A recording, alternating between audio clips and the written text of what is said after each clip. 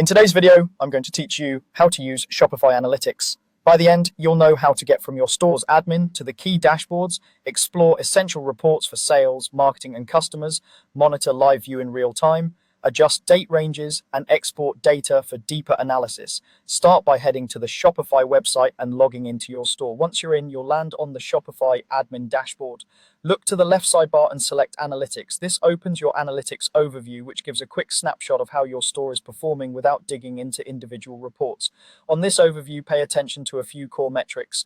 Total sales shows the revenue brought in during the selected time frame. The online store conversion rate helps you understand how effectively visitors become customers. Sessions over time reveals traffic trends and seasonality. Top products highlights what's driving revenue right now, and returning customer rate gives you a pulse on loyalty and retention. Use these tiles to spot patterns and to decide where to investigate further. We'll adjust the time period shortly, but for now, note how the story changes as traffic and conversions move together. Next, in the left panel under Analytics, open Reports. This is where you'll find detailed pre-built reports that you can search and filter.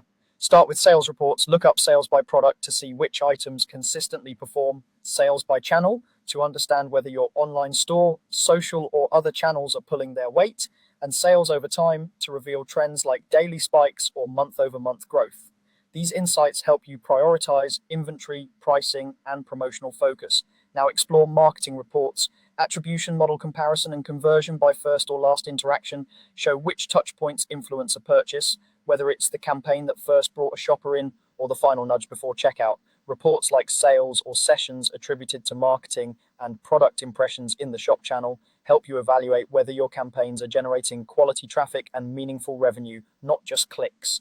Move on to customer reports to understand behavior.